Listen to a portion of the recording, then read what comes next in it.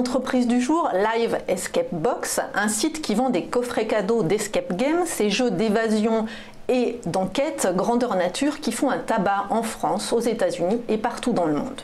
Sur le plateau avec nous ce matin son cofondateur, Guillaume Devineau, bonjour. Bonjour Anna. Alors pour commencer, est-ce que vous pouvez nous expliquer en quelques mots ce qu'est un escape game? Alors bien sûr, donc un escape game est aujourd'hui une activité, donc un phénomène mondial. C'est une activité qui consiste à être enfermé par équipe de 2 à 6 joueurs dans un univers de jeu scénarisé par des experts.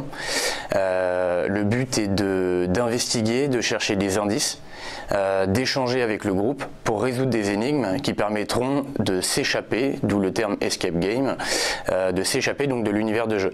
Alors après ça peut être, l'univers de jeu peut être composé d'une ou plusieurs pièces, plusieurs salles de jeu, sur des thématiques super variées. Donc on va de l'enquête policière au scénario de films d'horreur ou encore de science-fiction, donc dans des décors comme l'autre jour on a encore fait avec l'équipe par exemple un vaisseau spatial de 70 mètres carrés en plein Paris où on était donc vraiment plongé dans un univers de jeu scénarisé par des experts du cinéma qui ah oui, c'est des vrais décors. C'est des vrais décors, des vrais décors dans des salles physiques, donc qui permettent vraiment d'être en immersion. Et c'est vraiment, vous l'avez dit, donc un jeu grandeur nature. Voilà. Et il dure à peu près combien de temps ce jeu? Le jeu dure 1 heure. Un escape game en général dure 1 heure. Parfois des exceptions qui durent 1h30, mais. Et là, vous venez de le dire, et vous venez de nous parler d'un jeu qui est en plein Paris, mais il en existe combien en France?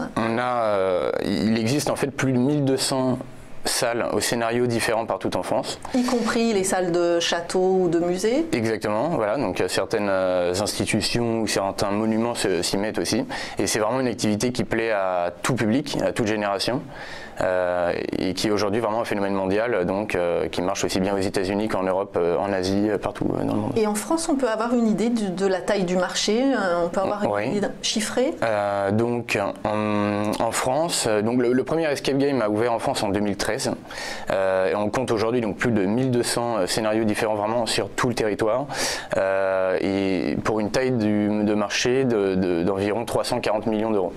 Alors qu'est-ce qu'il y a exactement dans la box, dans le coffret que vous proposez? Alors dans notre coffret, en fait notre coffret permet d'offrir donc une partie jusqu'à 6 joueurs dans l'une des salles partenaires.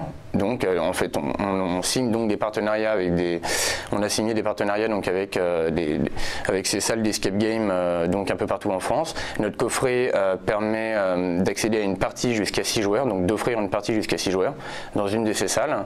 On a un choix sur combien de salles? Alors vous avez un choix parmi 450 salles partenaires en France aujourd'hui et nous sommes présents dans plus de 90 villes. Donc le coffret, à l'intérieur du coffret, donc vous avez un voucher donc qui vous permet de réserver votre partie grâce à un numéro de coffret cadeau qui est indiqué dessus. Et puis vous avez tout un petit catalogue à l'intérieur. Vous avez la liste des escape game partenaires auxquels vous avez accès avec le coffret. Ainsi que des petits quiz.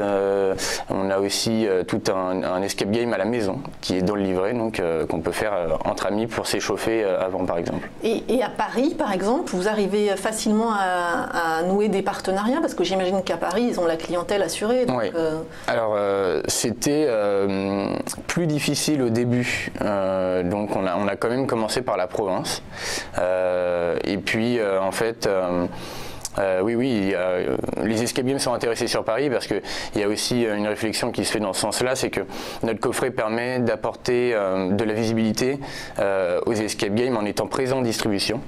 Ce que ne peuvent pas faire les escape games. Donc, Et alors comment fonctionne votre modèle économique? Donc vous vendez aux clients ce coffret, et vous reversez une partie de la somme aux salles. Voilà, donc on s'appuie sur un réseau de partenaires aujourd'hui qu'on rémunère en fait, on leur rétrocède un montant 30 jours après la date d'utilisation du coffret chez eux.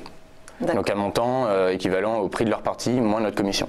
Et alors vos coffrets sont commercialisés sur votre site et est-ce que c'est commercialisé aussi auprès de, je sais pas, de distributeurs? Oui, donc on vend aussi bien aux particuliers donc à travers notre site internet que des sites de billetterie pour les comités d'entreprise, des sites marchands d'offres cadeaux, comme cadeau.com, ID Cadeau. Et puis on est également présent dans 50 magasins Cultura. D'accord. Et en discussion avancée avec d'autres distributeurs physiques. Du même type que Cultura. Du même type que Cultura, bon, je peux le dire, hein, comme les espaces culturels Leclerc par exemple. Et puis on vend aussi bien aux professionnels, enfin aux entreprises directement, comme les comités d'entreprise ou agences de communication, les agences de communication, à qui on propose nos coffrets pour de la dotation sur des opérations de communication pour leurs clients par exemple. Et alors comment se répartit votre clientèle aujourd'hui? Vous vendez plus aux particuliers, aux entreprises? Quel est l'âge moyen de vos clients et quel est le cœur de cible? Alors on vend plus aux particuliers qu'aux entreprises, quoique on est relativement un peu sur les mêmes quantités pour l'instant. Quand on sera plus présent en distribution, forcément on aura une plus grande part sur les particuliers. Et puis alors j'avais pas de dernière question. L'âge moyen de vos... Et l'âge moyen, en fait on est faut savoir, le cœur de cible de l'Escape Game, on est entre 24 et 34 ans. Oui, on n'est pas du tout sur de l'ado, même sur de l'étudiant. Hein. Ouais, c'est vrai que c'est une activité, encore une fois, qui plaît vraiment à toute génération et à tout âge, mais c'est une activité qui reste peut-être aujourd'hui chère. Enfin, il faut compter une vingtaine d'euros par personne, c'est pas si cher que ça, mais pour des étudiants, du coup, ils n'ont pas forcément le budget. Oui, cela dit, pour les moins de 18 ans, là, les trucs d'horreur, les univers d'horreur, c'est voilà. Peut-être pas... Il y a parfois des limites d'âge sur certains scénarios, sur des scénarios horreurs qui sont interdits moins de 16 ans.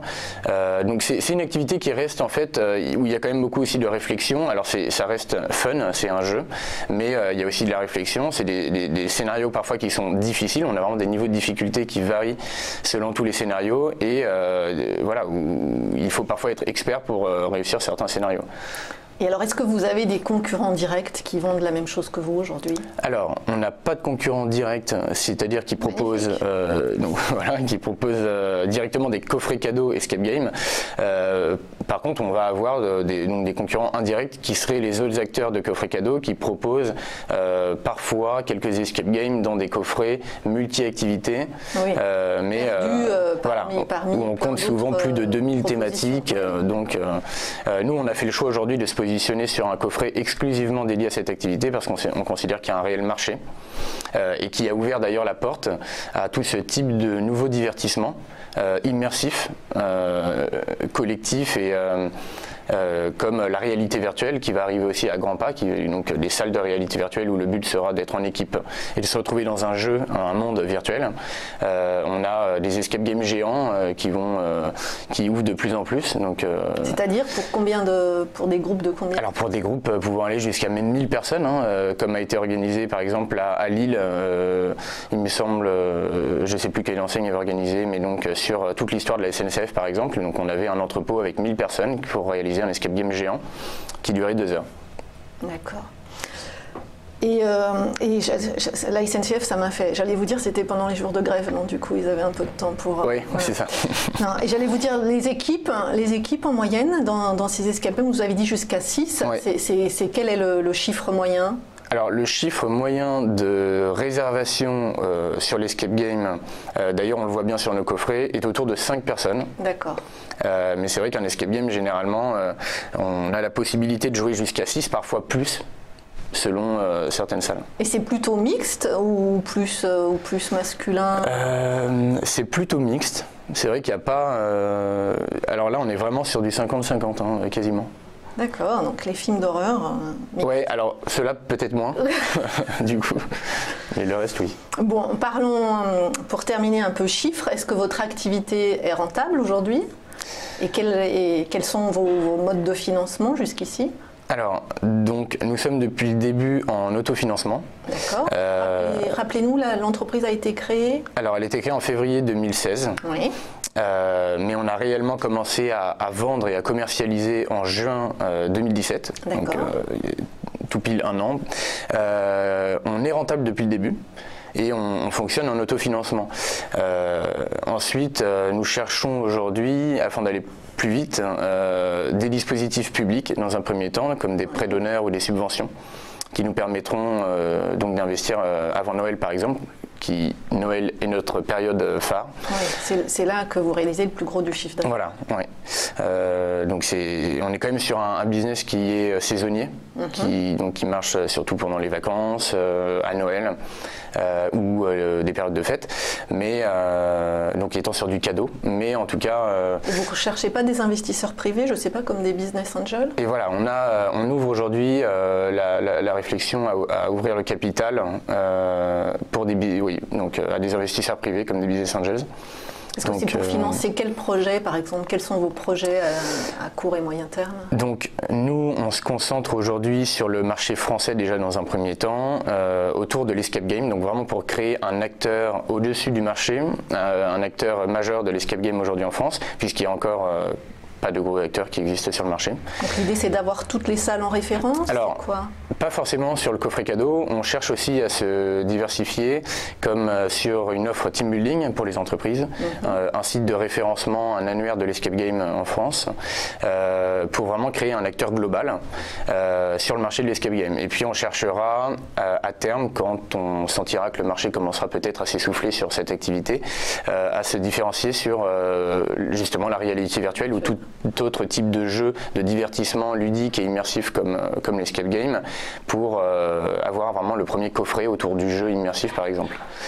Et à l'international, j'allais vous dire, est-ce que vous avez des projets? Et donc on cherche éventuellement à s'attaquer à d'autres pays comme la Belgique qui sont des gros consommateurs de coffrets cadeaux, ou les États-Unis où l'escape game a quand même beaucoup d'avance sur la France. Combien d'avance par exemple? Ça a été lancé plus tôt, nous c'est 2013. Alors justement ça n'a pas été, c'est ça qui est intéressant, c'est que ça n'a pas été forcément lancé plus tôt qu'en France, où en France effectivement le premier escape game est ouvert en 2013, mais aux États-Unis on dit qu'ils ont 5 ans d'avance sur la France. Technologiquement parlant. On dit que les États-Unis voient les choses en grand, mais ils parlent carrément d'ouvrir un Escape Land qui fera la même taille que Disneyland Paris, mais uniquement pour l'escape game avec des complexes de 2000 m², des acteurs.